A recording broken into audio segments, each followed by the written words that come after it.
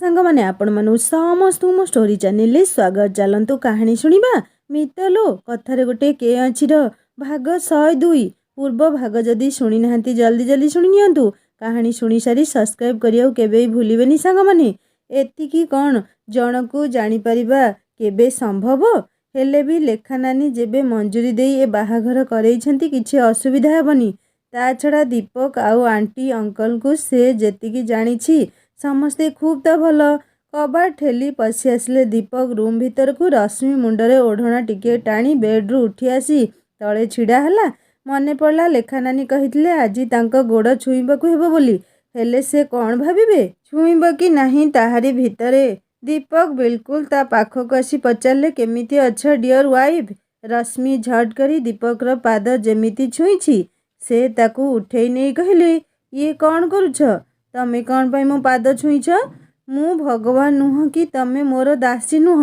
आमे दुहे दुहिंक पाई समान रश्मि को दीपकर विचारधारा खूब भल लगिला से तांको सह बिल्कुल बराबर बोली भाबुछंती याठू आउ खुशीर कथा कौन होई पारे नहले केते शिक्षित समाज रे स्त्री को निज पाद तल जोता बोली भाबंती ता मनरू सबु संदेह दूर हेउथला से खूब अनुराग रे तांको मुह को अनेला कौन देखुच मु तो विश्वासघात बोली कही सारिछ मने पड़िला लेखि दे आसीथिबा चिट्ठी कथा अरे आम बाबू तो सेई चिट्ठी कथा एबे भी मनरे रखी बसिछंती रश्मि लाजरी मुह तळकू पोतिला कौन हैला नजर काहेकि तळ करूछ तमे एमिति कौन कहूछ जे सेते बेले रागी जाइथली तमे हिंडन आसुछ आउ मते जणैलनी बोली मन को जहा आसिला लेखिदेली से हसिले खूब अनुराग रे दुई हाथ रे रश्मि को निज पाखक टाणी नहीं कहले तमे बहुत रागी अछ तो मते बहुत जगी रखी चलिया को पड़िबो ताहले रश्मि लाजरे सेठी पड़ी जीव जमिति से कहला प्लीज से लेटर टी चिरी दियो ना काहेकि एमिति चिड़ाउछ जे सब बेले मते दीपक हसु हसु कहले से लेटर मु नॉमिनेशन करी रखिबी प्लीज एतिके अनुमति हो रश्मि दीपकर एमिति अनुमति भिक्षा देखी मने मने न हसी रही पारुनी ताकू सबुदिन चिड़ेइबा पई अनुमति पुणी ताठारु मागुछंती भारी चालाक लोक तो कौन भाबुछ रश्मि पढ़ापढ़ी करिछ ना बाहाघर खुशी रे सबु भूली गल नाई मु रेगुलर पढ़ुथुली मु काहेकि बाहाघर खुशी रे सबु भूली जीवी जे ता माने तमे बाहाघर पई खुशी नथिल रश्मि बुझी पारुथिला ताकू से केमिति कथारे हैरान करूछंती रश्मि राग होई मुह बुलेई जीवा बेलकू दीपक हाथटी धरी पकई कहले कुआडे कुआडे जाउछ तो कुह रश्मि कुआडे जाउछ आउ कोठिकी जीवार प्रश्न नाही मैडम एबे सुण मो कथा दीपकर रश्मि होई सबुदिन आलोक देखुथिबो बुझिलो रश्मि लाजरे मुह पोतिला दुईटी अजणा मन अजणा हृदय मिलन सागर रे खूब भिजी जाउथुले गोटिए सुंदर भविष्यत आड़कू दुहे दुहिंकर हाथ धरी अग्रसर हेउथुले तम भाउजों को मानिया को पड़िबो से केमिति सबू बुझी पारले मते भाबिले आश्चर्य लगुची माने अरे सीधा फोन ने पचारे एमिति बही दियानिया लाइट ऑन ऑफ चलीथिबो ना आउ किछि आगो को बढ़िबा कथा मु किछि तांको कथा बुझी पालिनी से पुणी पचारिले रश्मि को तमे को नजर देखुछ मो बुद्धि पूरा पूरी गुडुम हे गला सबू सत कहीदेली रश्मि लाज लाज होई पचारला कौन कहलो तमे तांकू दीपक रश्मि को खूब आकर्षण ने धरी कहली हाँ भाभी रश्मि को मु खूब खूब भल पाए बोली तापरे आउ कौन रश्मि सीधा एमिति तापरे दीपकर बाहुरे थिला रश्मि दीपकर छाती रे मुह लुचाई कहला तमे बहुत अधिका हो जाउछ रात्रिर क्रमवृद्धि सहित रश्मि आउ दीपकर मिलन रजनी धीरे धीरे आगकू बढ़ुला रंजन छुट्टी सरीब आउ 2 दिन परे बंधु बांधव सबू विदा हो गले केवल रंजन आई अछंती घरटा खाँ खाँ लगिबा आरंभ कलानी रंजन माँ को लेखा रंजन सह जीवाकू टिके अमंग हेउछि सेपटे रंजन बिना रहिबा भी ता पई खूब कष्टकर कथा दुई पटु से पेशी हेबाकू बसिछि एई चंडी जिनिस काहेकि प्याक करूनु मौसा हिंडन आसीबुनी कि ना बड़ माँ को एमिति एकुटिया छाड़ी केमिति चली जीवी कहलु ताहले आसीबुनी मौसा लेखा खूब अड़ुआर हेबे रंजन माँ जेमिति एक कथा शुणिले कहले अरे माँ तू मो पाखरे केते दिन रहिबु जे ता छड़ा तो संसार स्वामी तू देखिबु तू एठी रहिले ବାବୁର ଖିଆପିଆ କିଏ ବୁଝିବ? ହଇରାଣ ହେବ ଏକୁଟିଆ ସେଇଠି ସେ। ତା ଛଡ଼ା ମୁଁ ଏକୁଟିଆ କାହିଁକି ରହିବି ଏଇଠି? ତୋ ବାପା ସହ କଟକ ପଳେଇବି। ଯେବେ ଦରକାର ପଡ଼ିବ ପୁଣି ଆସିବି ଗାଁକୁ। ତମେ ଦୁହେଁ ହିଣ୍ଡନ୍ ଖୁସି ଖୁସି ଫେରିଯାଅ। ଲେଖା ମନରୁ ଗୋଟିଏ ବଡ଼ ଚିନ୍ତା ଗଲା। ମା କଟକ ପଳେଇଲେ ଆଉ ତାର ସବୁ ଚିନ୍ତା ଦୂର ହେଲା। ସେଇଠି କାମ ବି କିଛି ନାହିଁ ଏତେ। ମା ଦେହ ବି ଭଲ ରହିବ। ଲେଖା ଖୁସି ହୋଇ ନିଜ ଜିନିଷ ପ୍ୟାକ୍ କରିବାକୁ ଗଲା ରୁମ୍କୁ। ରଞ୍ଜନ ଧାନ ଉଷା ହାଣ୍ଡିଟିଏ ପରି ମୁହଁ କରି ଶୋଇଛି। ଲେଖା ବୁଝି ପାରୁନଥିଲା ୟାର ପୁଣି କ'ଣ ହେଲା। ଏଇ ତୋର କ'ଣ ହେଲା ଯେ? ମୁଁ ଏଇଠି ରହୁନି ତୋ ସହିତ। ପହରଦିନ ଆସୁଛି ହିଣ୍ଡନ୍। ରଞ୍ଜନ ନିରୁତ୍ତର ଥିଲା। କିଛି କହୁନୁ ଯେ? ଲେଖା ସିଧା ରଞ୍ଜନର ଛାତି ଉପରେ ଲୋଟି ଯାଇ ମୃଦୁ ମୃଦୁ ହସି କହିଲା, କିରେ ମୋ ବୁଧୁ, ମୋ ଆସିବା କଥାରେ ଦୁଃଖୀ ହେଉଛୁ ପରି ଲାଗୁଛି। ମୋ ଅନୁପସ୍ଥିତିରେ ଆଉ କିଛି ପ୍ଲାନ୍ ତ ନଥିଲା ତୋର, ସେଇଥିପାଇଁ ଏତେ ଦୁଃଖୀ ଦେଖାଯାଉଛୁ। ଏଇ ଚଣ୍ଡୀ, ଉଠ ମୋ ଉପରୁ। ନା ଉଠିବିନି। ମୁଁ ମୋ ବୁଧୁରାମ ଉପରେ ଶୋଇଛି। ତୋର କ'ଣ ହେଉଛି? ଜାଣିଛି ତୋର ମୋ ପ୍ରତି କେତେ ଭଲ ପାଇବା ଅଛି। ସବୁ ବୁଝିପାରିଲି ଆଜି ମୁଁ। କ'ଣ ବୁଝିଲୁ ଚଣ୍ଡୀ? ଆଦୌ ଭଲ ପାଏନି ତା ବୁଧୁରାମକୁ। ଏକୁଟିଆ ହିଣ୍ଡନ୍ ଯିବାକୁ ଦେଉଥିଲା। ରଞ୍ଜନ ଅଭିମାନରେ ଅନେଇଲା ଲେଖା ମୁହଁକୁ।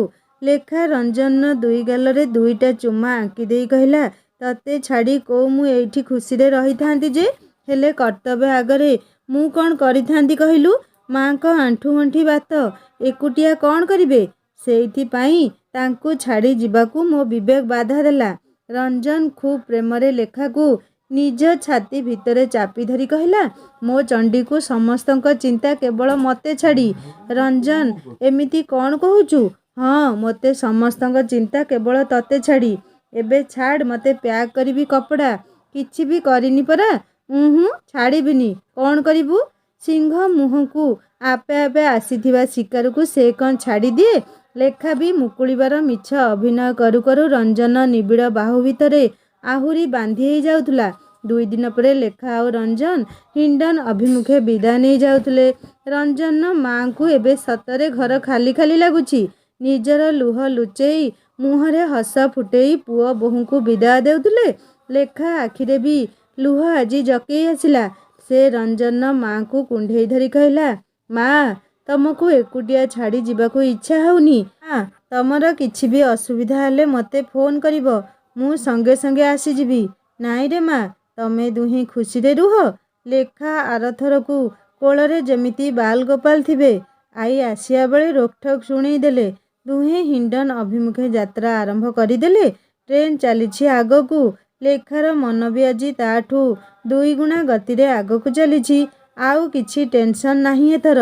ରଞ୍ଜନ ସହ ବୁଲିଯିବ ଉଟି। ଖୁବ୍ ମଜା ଆସିବ ଏଥର। ହିଣ୍ଡନ୍ ଏୟାରଫୋର୍ସ ଭିତରେ ଟ୍ୟାକ୍ସି ପଶିଲା। ଲେଖା ରାସ୍ତାରେ ଥିବା ମନ୍ଦିରରେ ମହାପ୍ରଭୁଙ୍କୁ ହାତ ଯୋଡ଼ିଲା। କ୍ୱାର୍ଟରରେ ପହଞ୍ଚି ଚାରିଆଡ଼କୁ ଅନେଇ ଦେଲା। ସବୁ କିଛି ସେମିତି ଗତାନୁଗତିକ ଭାବରେ।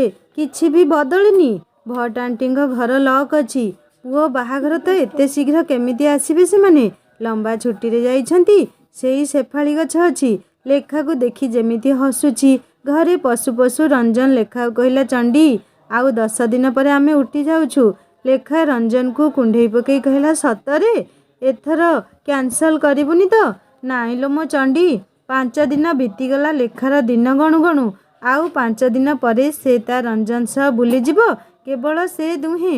ଅଚାନକ ଲେଖା ମୁଣ୍ଡ ବୁଲେଇ ହେଲା। ଆଉ କରେଇରେ ଡାଲମା ଫୁଟୁଣୁ ଅଜୀବ ପ୍ରକାର ଗନ୍ଧ ହେଲା ତାକୁ। ଛି, ଏମିତି କ'ଣ ବାସ୍ନା ହେଉଛି ଯେ? ତାପରେ କରି ବାନ୍ତି। ଘରେ ରଞ୍ଜନ ବି ନାହିଁ। ଡ୍ୟୁଟି ଯାଇଛି। କ'ଣ ହେଲା ତାର ଜାଣିବାକୁ ଷ୍ଟେସନ ହସ୍ପିଟାଲକୁ ଦୌଡ଼ିଗଲା ସେ ତୁରନ୍ତ। ସବୁ ଶୁଣି ଡକ୍ଟର ଛୋଟ ଟେଷ୍ଟଟିଏ କରି କହିଲେ, madam, congratulation, you are pregnant. ଲେଖା ଖୁସି ହେବ କି ଦୁଃଖୀ ହେବ କିଛି ଭାବି ପାରୁନି। ଘରେ ଆସି ଆଇନାରେ ନିଜ ମୁହଁ ଦେଖି ଲାଜରେ ଭାବୁଛି ଏଇ କଥା ରଞ୍ଜନକୁ କହିବ କେମିତି। ନା, ଏବେ ନୁହଁ, ସେଇ ଉଟିରେ କହିଦେବ। ସେ ଖୁସିରେ ଭାବୁଛି ଆଈଙ୍କ ବାଲ ଗୋପାଲ ଆସିବ କି କ'ଣ। ଗୋଟିଏ ସୁଖଦ ଅନୁଭୂତିଟିଏ ଯେମିତି ହେଉଛି।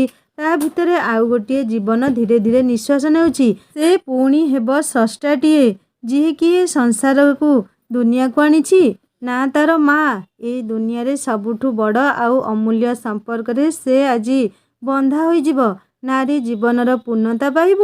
ତାକୁ ଏବେ ସେଇ ଅମୃତମୟ ପୂର୍ଣ୍ଣତା ପ୍ରାପ୍ତ ହେବାକୁ ଯାଉଛି।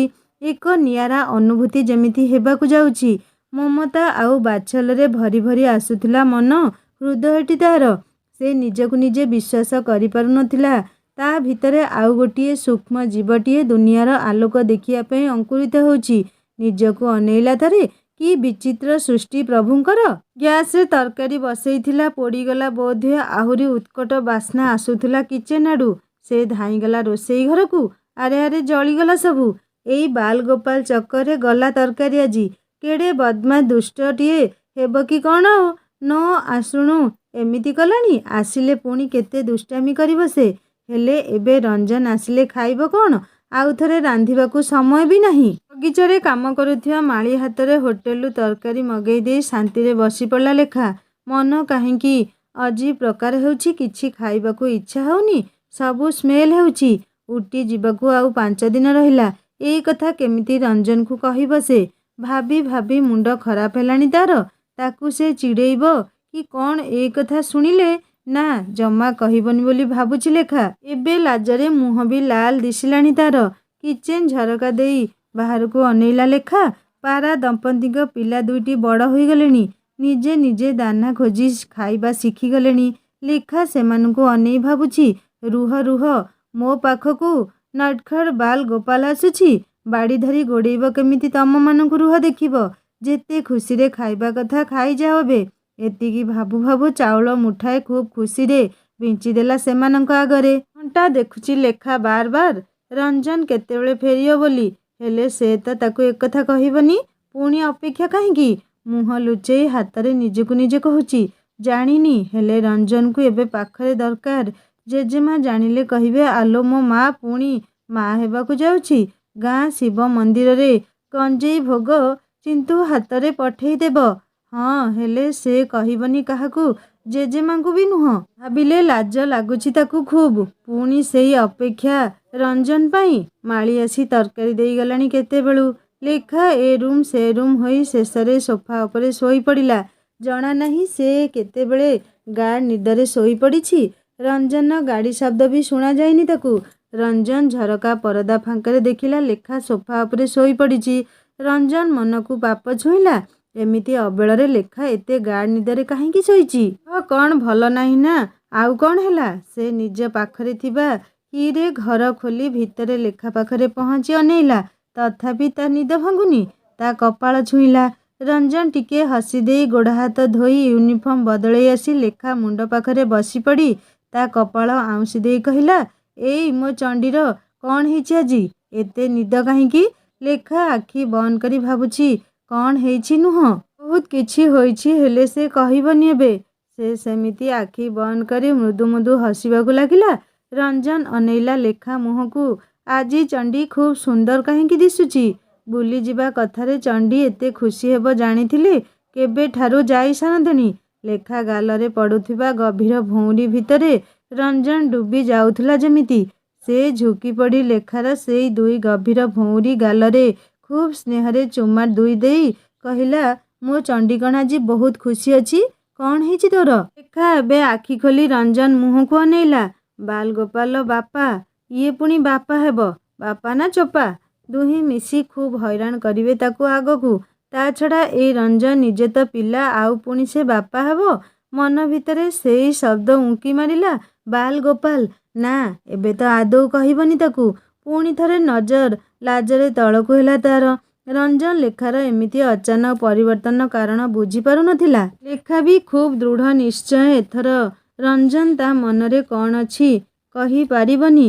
ବାଲଗୋପାଳ କଥା ସେ କେମିତି ବା ଜାଣିବ? ସେ ଉଠି ବସିଲା। ରଞ୍ଜନ ଲେଖା ମୁହଁକୁ ଅନେଇ ଏମିତି ପରିବର୍ତ୍ତନ କାରଣ ଜାଣିବାକୁ ଚେଷ୍ଟା କରୁଥିଲା। ତୁ କେତେବେଳେ ଆସି କପଡ଼ା ବଦଳେଇ ସାରିଲୁଣି ମୋତେ ଜଣା ନାହିଁ। ଖୁବ୍ ନିଦ ଲାଗିଲା, ଶୋଇ ପଡ଼ିଲି। ଚାଲ ଖାଇବୁ ଏବେ। ତୋ ଦେହ ଭଲ ଅଛି ଲେଖା? ହଁ, ମୋର କ'ଣ ହେବ? ନାଇଁ, ମୋତେ କେମିତି ଅଲଗା ଅଲଗା ଟିକେ ଲାଗିଲା ତ। ତୁ ବିନା ବହୁତ ହଉଛୁ ରଞ୍ଜନ। ଚାଲ ଖାଇବା, ଭୋକ ହେଲାଣି। ଲେଖା ଖାଇବା ବାଢ଼ି ବସି ପଡ଼ିଲା ରଞ୍ଜନ ସହିତ। କ'ଣ କରିବ? ହେଲେ ସେ ହୋଟେଲ ତରକାରୀ, ତାକୁ ଖୁବ୍ ବାସ୍ନା ହେଲା। ଖାଇବ କେମିତି ପୁଣି? ହୋଟେଲ ତରକାରୀ ଦେଖି ରଞ୍ଜନ ଟିକେ ଆଶ୍ଚର୍ଯ୍ୟ ହୋଇ ଲେଖାର କପାଳ ଛୁଇଁ ପଚାରିଲା, କ'ଣ ହେଇଛି କି ତୋର? କହୁନୁ କ'ଣ ହେଇଛି? ଆରେ କାହିଁକି ବ୍ୟସ୍ତ ହେଉଛୁ ଯେ? ଯାହା ହେବ ଭଲ ହିଁ ହେବ। କ'ଣ ଭଲ ହେବ? ଜନ୍ ଆଶ୍ଚର୍ଯ୍ୟ ହୋଇ ପଚାରିଲା, ଆରେ ବାବା, ତରକାରୀ ବସେଇ ଶୋଇଗଲି ଯେ ଉଠିଲା ବେଳକୁ ଜଳିଗଲା, ସେଇପାଇଁ ମଗେଇ ଦେଲି ଆଉ। ଲେଖା ଭାବୁଛି ରଞ୍ଜନ ଯେମିତି ପଚାରୁଛି, ନହେଲେ ସବୁ ଜାଣିଦେବ ସେ। ନା ନା, ସେଇଠି କହିବ ସେ, ଏବେ ଜମା ବି ନୁହଁ। ହେଲେ ଲେଖା ଖାଇପାରୁନି ଆଦୌ। ସବୁ କିଛି କେମିତି ବାସ୍ନା ଗୋଟେ ହେଉଛି। ଜବରଦସ୍ତି ଖାଇଲେ ସବୁ ବାନ୍ତି ହୋଇଯିବ। ଏଇ ଚଣ୍ଡୀ, ଖାଉନୁ କାହିଁକି? ମୋ ମୁହଁକୁ କାହିଁକି ଏମିତି ଦେଖୁଛୁ? ହସି ଦେଇ ମୁହଁ ତଳକୁ ପୋତି ଖାଇବାର ଅଭିନୟ କଲା। ରଞ୍ଜନ ଏମିତି ଲେଖାର ବ୍ୟବହାରରେ ପରିବର୍ତ୍ତନ ଦେଖି କିଛି ଅନୁମାନ କରିପାରୁନି। 2 ଦିନ ବହୁତ କଷ୍ଟରେ ବିତେଇଲା ଲେଖା। ଏମିତି କଥା ଲୁଚେଇବା କ'ଣ ସହଜ? ଆଜି ଡ୍ୟୁଟିରୁ ଫେରି ରଞ୍ଜନ ଶୋଇବା ରୁମ୍ରେ ଦେଖିଲା ମୋର କାନ୍ଥ ସାରା ବାଲଗୋପାଲର ଫଟୋ ଲାଗିଛି। ସେ ମନେ ମନେ ହସି ଦେଇ ଭାବୁଥିଲା, ଏ ଚଣ୍ଡୀକୁ ଆଉ ପାରି ହେବନି ଏବେ। ଶୋଇବା ରୁମ୍ରେ କ'ଣ ଏମିତି ସବୁ ବାଲଗୋପାଲ ଫଟୋ ଲଗେଇଛି? ରୁମ୍କୁ ଠାକୁର ଘର ବନେଇ ଦେଇଛି ଆଉ। ଇଏ କ'ଣ? ଆରେ ମିଶ୍ର ଭାଉଜଙ୍କ ସହ ଆଫୁଆ ଯାଇଥିଲି, ଏଇ ଫଟୋ ସବୁ ଖୁବ୍ ସୁନ୍ଦର ଲାଗିଲା, ସାଙ୍ଗରେ ନେଇ ଆସିଲି। ଦେଖ ତ, ସେଇ ହସୁଥିବା ଛୁଆ ବେଳର କୃଷ୍ଣ ଫଟୋଟି କେତେ ସୁନ୍ଦର ହୋଇଛି। ଦେଖିଲେ ଆଖି ଲାଖି ଯାଉଛି, ସେଇପାଇଁ ନେଇ ଆସିଲି ଆଉ। ରଞ୍ଜନ ତାକୁ ଜୋରରେ ନିଜ ଆଡ଼କୁ ଲେଖାକୁ ଟାଣି ଆଣିବାର ଦେଖି ସେ ରାଗିଯାଇ କହିଲା, ଏଡ଼େ ଜୋରରେ କ'ଣ ପାଇଁ ଟାଣୁଛୁ ମୋତେ? ପଡ଼ିଯିବି ଯଦି? ପଡ଼ିଗଲେ ପଡ଼ିଯିବୁ। କ'ଣ ହୋଇଯିବ ଯେ ଚଣ୍ଡୀ? କ'ଣ କହିଲୁ? ପଡ଼ିଗଲେ ପଡ଼ିଯିବି? ଏତକ କହି ଲେଖା ରାଗ ତମତମ ହୋଇ ବାହାରିଗଲା ରୁମ୍ ଭିତରୁ। ରଞ୍ଜନ କିଛି ବୁଝିପାରୁନି ଏବେ। ଅଚାନକ କ'ଣ ହେଲା ଏ ଚଣ୍ଡୀର? କିଛି ସେମିତି ହୋଇଥିଲେ ଏତେ ଖୁସି ନଥାନ୍ତା ତା ଚଣ୍ଡୀ। ପଚାରିଲେ ବି କିଛି କହୁନି ମୋତେ। ହେଲେ ଖୁସି ତ ସେଇ ଦିନର ଖୁସି ପରି ଲାଗୁଛି, ଯେଉଁଦିନ ସେ ପାକିସ୍ତାନରୁ ଫେରି ଆସିଥିଲା ଲେଖା ପାଖକୁ। ସେଇ ଦିନ ଖୁସି କ'ଣ ବୋଲି ଲେଖା ମୁହଁରୁ ଜାଣିଥିଲା। ଆଉ ଆଜିକାଲି ସେଇ ଖୁସିର ଝଲକ ଲେଖା ମୁହଁରେ ଅଛି। ଲେଖା ସେପଟେ ଯାଇ ଭାବୁଛି, ଆରେ ବୁଧୁ, ମୋତେ ଏଡ଼େ ଜୋରରେ ଟାଣୁଛୁ, ମୁଁ ଯଦି ପଡ଼ିଗଲି କଷ୍ଟ ତ ଆମ ବାଲଗୋପାଲକୁ ହେବ ନା। ତତେ କେମିତି କହିବି ଯେ? ବାସ୍, ଆଉ 5-6 ଦିନ ପରେ ତତେ କହିଦେବି। ସେଇ ଉଟିରେ ମ। ରଞ୍ଜନ ଶୋଇବା ରୁମ୍ରୁ ଉଠି ଆସି ଦେଖେ ତ ଲେଖା ମୁହଁ ଛୁପେଇ ହସୁଛି ଏକୁଟିଆ। ଏଇ ଚଣ୍ଡୀ, ସବୁ ଖୁସି ଏକୁଟିଆ ଉପଭୋଗ କରୁଛୁ, ମୋତେ ପର କରିଦେଲୁ ନାଇଁ? ମୋତେ କହୁନୁ କ'ଣ ପାଇଁ? କ'ଣ ପାଇଁ ଏତେ ଖୁସି ତୁ ଅଛୁ? ଆରେ କିଛି ନାହିଁ ରେ, ମୁଁ ଖୁସି ରହିଲେ ତତେ କ'ଣ ଭଲ ଲାଗୁନି? ଏମିତି ମନ ଖୁସି ଅଛି ମୋର ଆଉ। କାରଣଟା କହିଲେ ମୁଁ ବି ତ ଟିକେ ଖୁସି ହୁଅନ୍ତି ନା। କହୁନୁ କାହିଁକି ଯେ ଚଣ୍ଡୀ?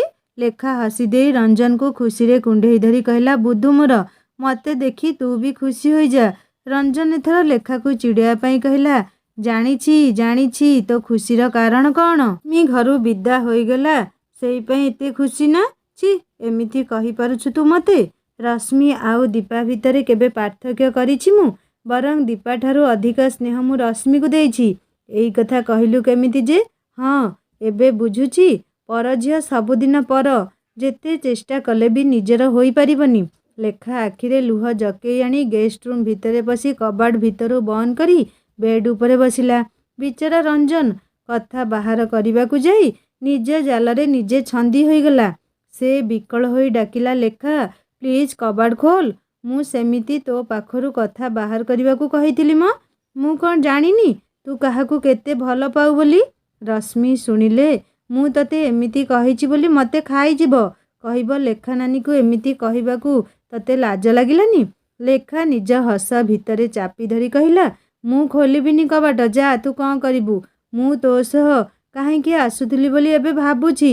ବଡ଼ମା ପାଖରେ ରହିଥିଲେ ସେ ମୋତେ କେତେ ଆଦରରେ ରଖିଥାନ୍ତେ। ଏମିତି ହୃଦୟଜଳା କଥା ତ କହିନଥାନ୍ତେ ନା। ହେଲା ବାବା, କାନ ଧରୁଛି, ଆଉ କେବେ ଏମିତି କହିବିନି। ମୁଁ ତୋତେ ଆଉ ପଚାରିବିନି କ'ଣ ପାଇଁ ଖୁସି ଅଛୁ ବୋଲି। ପ୍ଲିଜ୍ ଖୋଲ କବାଟ ଏଥର। ଲେଖା ବିଚରା ପତିର ଦୁଃଖ ଆଉ ଦେଖି ପାରୁନଥିଲା କି ଶୁଣି ପାରୁନଥିଲା। ବହୁତ କଷ୍ଟରେ ହସକୁ ଭିତରେ ଚାପି ଧରି କବାଟ ଖୋଲି ଖୁବ୍ ଗମ୍ଭୀର ହେବାର ଅଭିନୟ କରି କହିଲା, ଠିକ୍ ଅଛି, ଏଇଥର ମାଫ୍ କଲି, ଆଗକୁ ଯେମିତି ଧ୍ୟାନ ରହେ। ମୁହଁ ମୋଡ଼ି ଦେଇ କିଚେନ୍ ଆଡ଼େ ନଜର ବୁଲେଇ ଯିବାକୁ ଲାଗିଲା ଲେଖା। ରଞ୍ଜନ ଭାବୁଛି, ଆରେ ୟା ଦେହ ଭଲ ଅଛି ତ? ଇଏ ତା ଚଣ୍ଡୀ ତ? ସେଇ ଇସ୍ପିତ ଦିନଟି ଆସି ପହଞ୍ଚିଲା। ହଁ, ଲେଖା ଖୁବ୍ ଖୁସି ତଥା ଆଗ୍ରହରେ ଉଠି ଯିବା ପାଇଁ ରେଡ଼ି ହେଉଛି। ସେଇଠି ଗଲେ ସେ ରଞ୍ଜନକୁ ସେମାନଙ୍କର ବାଲଗୋପାଳ କଥା କହିବ। ସେ ବି ଏକଦମ ଆଶ୍ଚର୍ଯ୍ୟ ହୋଇ କହିବ, ଆରେ ଚଣ୍ଡୀ, ମୁଁ ଏବେ ମଲି, 2 ଛୋଟ ପିଲାଙ୍କୁ କେମିତି ସମ୍ଭାଳିବି?